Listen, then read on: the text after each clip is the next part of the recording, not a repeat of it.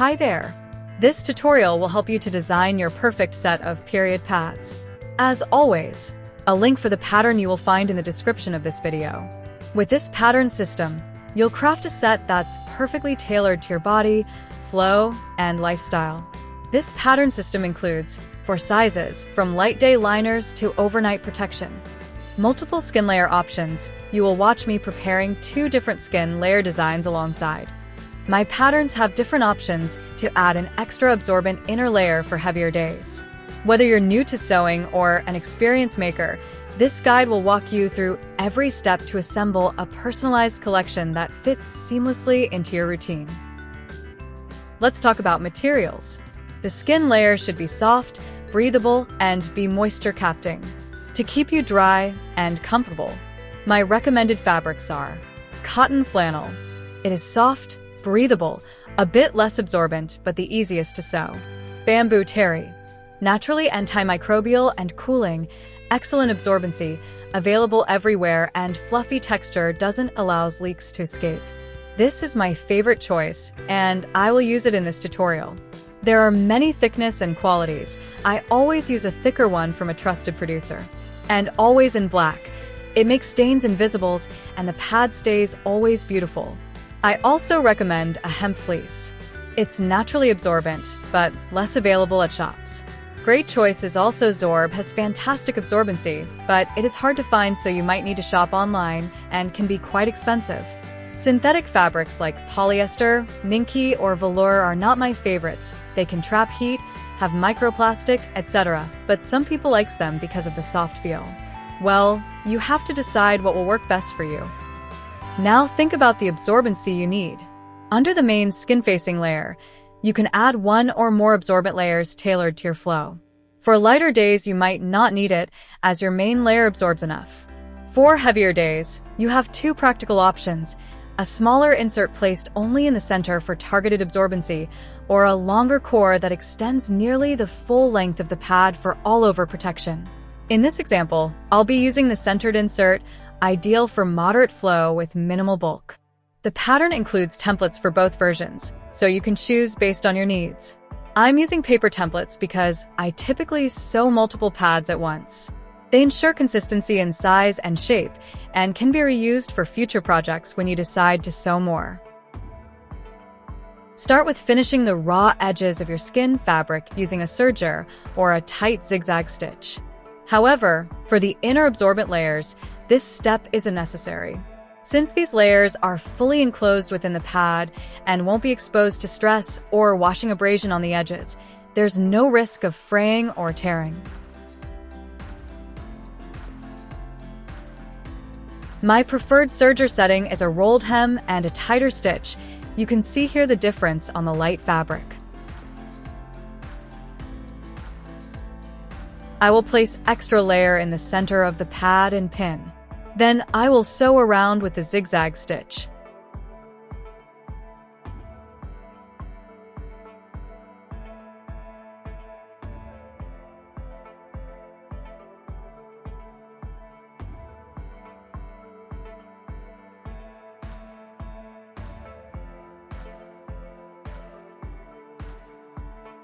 I will make a bit more condensed stitch, so it will be better visible in the tutorial. Also, the zigzag stitch makes the edges the extra layer more flat. Now, let us talk a bit about the waterproof layer, or the main fabric. This outer layer prevents leaks and keeps your underwear dry. This is quite controversial subject in the cloth pads community, especially the question if plastic should be used and if the pad then is actually eco-friendly. I believe it's still less plastic used than in disposables, and I value the security of leak-proof materials, but here, you have to decide what is more important to you. You can choose from PUL. It is thin, flexible, breathable, and fully waterproof. TPU. It is similar to PUL, but often more eco-friendly in production. Laminated cotton or fleece. Cotton fabric is bonded to a waterproof membrane. It is more discreet and fabric-like in appearance. Wool, lanolized, a natural, breathable, and water-resistant option, but requires special care with lanolin and might not be fully leak-proof.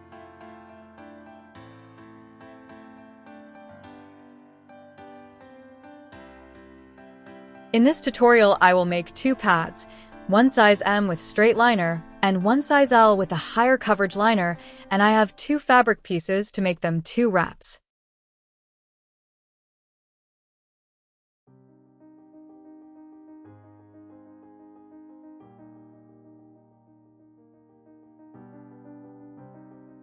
On the right side of the fabric, I've marked the center with a fabric clip and aligned the skin-facing layer precisely over it.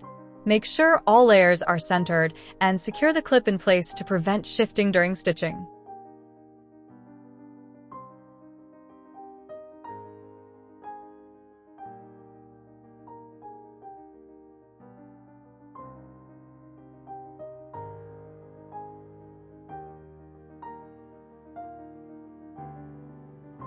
Sew it near the edge with a straight stitch. This is how it looks like on the other side.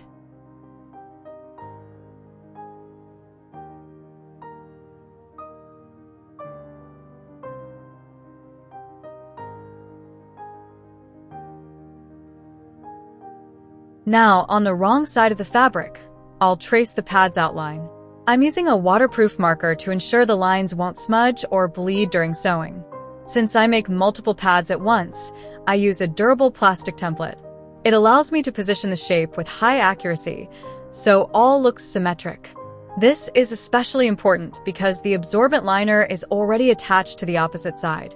By aligning the template to match the existing stitching lines, which are visible through the fabric, we can ensure the outer edge will precisely frame the liner once the pad is assembled.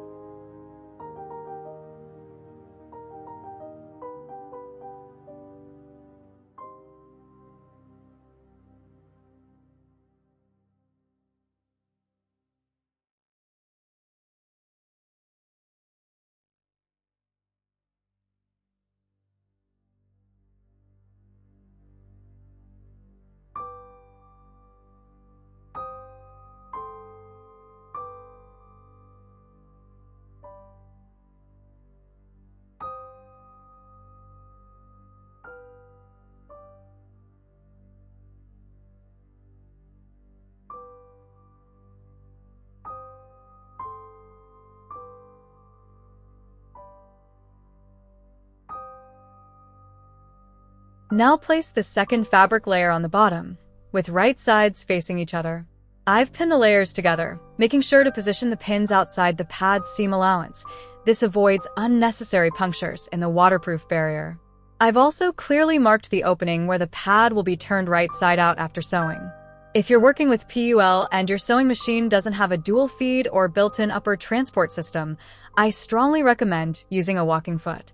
It ensures both layers feed through the machine evenly, which is essential when sewing slippery or slightly stretchy fabrics like PUL. If you don't have a walking foot, pin generously along the outer edges of the pad, again, keeping pins outside the final seam line to hold everything securely in place without compromising the waterproof layer. Here's a close-up of the walking foot. Notice how it features an additional set of feed dogs on top that move in sync with your machine's lower feed dogs, gripping the fabric from both sides to prevent shifting. It attaches easily to most standard sewing machines with just a single screw and can usually be installed in under a minute. If you sew with laminates, knits, or layered fabrics regularly, it's a small investment that makes a significant difference in stitch quality and alignment.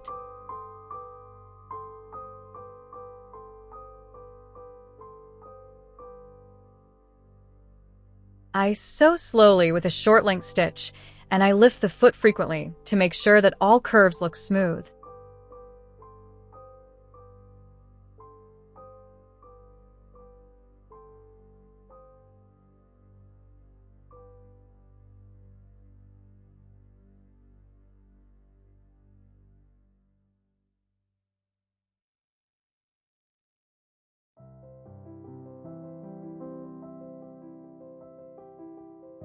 Now it's time to trim the seam allowances and turn the pad right side out.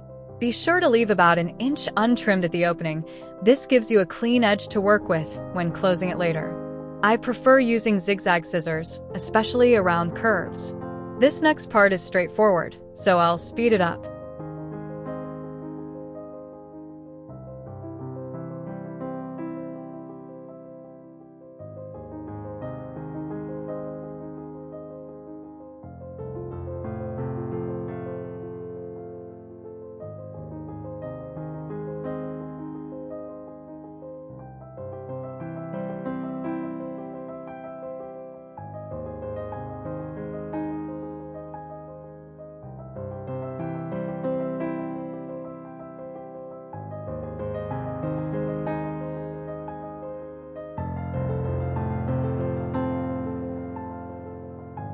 These hemostats are my go-to tool for easily flipping the pad right side out, especially in tight openings. Once turned, I use a pointy tool to gently push out the corners for a crisp, clean shape. Next, I secure the opening with sewing clips, aligning the edges neatly in preparation for top stitching. I'll stitch close to the edge all the way around, but in bulkier sections, like where the absorbent core layers gather, I'll ease the stitch line slightly farther from the edge to accommodate the thickness. I'll show you exactly how this looks in detail once sewing is complete.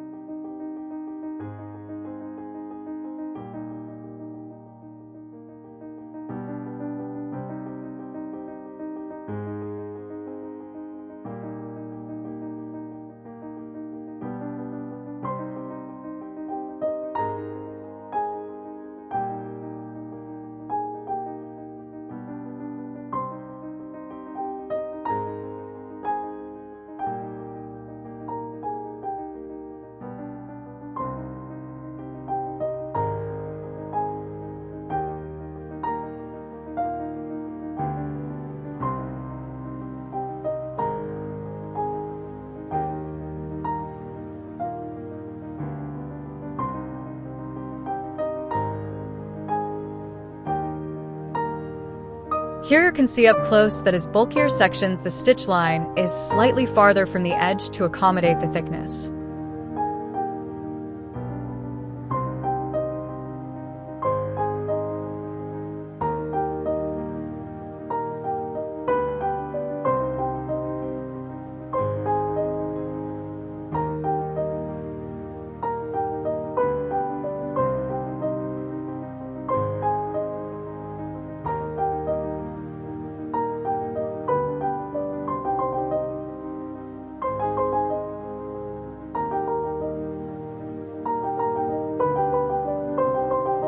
I'll now attach snaps to create a secure closure.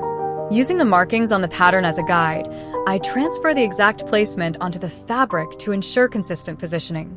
I prepare 2 pairs of snaps for each pad ahead of time. This helps me stay organized and avoid mix-ups during assembly. As I set each snap, I always double-check the alignment, especially when snaps are placed close together. You can add another snaps if you would like to have a possibility to better adapt for the underwear.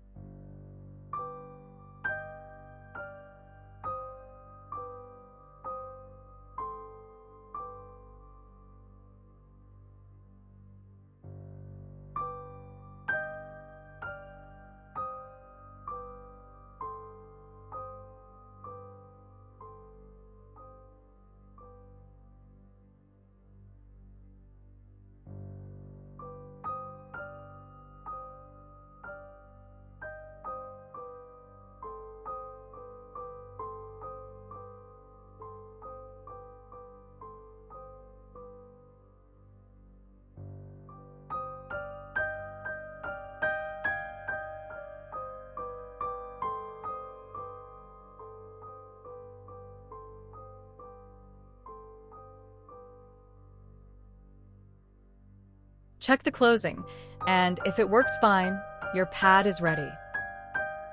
Now, A quick guide to making a reusable pad wrapper, a compact, discreet pouch for storing used pads when you're out. The great thing about this little project is that exact dimensions aren't critical. Whether it's slightly smaller or larger, it will still function well, especially if you use PUL fabric, which has a bit of give and can accommodate pads of varying sizes. I typically make mine from fabric scraps. My standard size is 30 by 15 centimeters, about 12 by 6 inches, which comfortably holds most pads from this pattern set. To construct it, start by folding and top-stitching the raw edges to prevent fraying. If you're using a fabric prone to unraveling, finish the edges first with a serger or tight zigzag stitch. Then, fold one short end inward by about 5 centimeters, 2 inches, to create a flap. Wrap the remaining length over this flap to form an envelope-style closure. Stitch along both long sides, then turn the pouch right side out through one end. That's it, simple, functional, and perfect for on-the-go cycle care.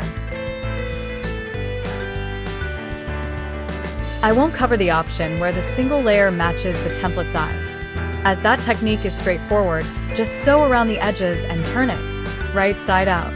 Now you know some different options for pads constructions, and I hope you can create your perfect set of pads. I would love to see your creations. I always admire your pictures on Etsy reviews. Thank you for watching this tutorial, and happy sewing!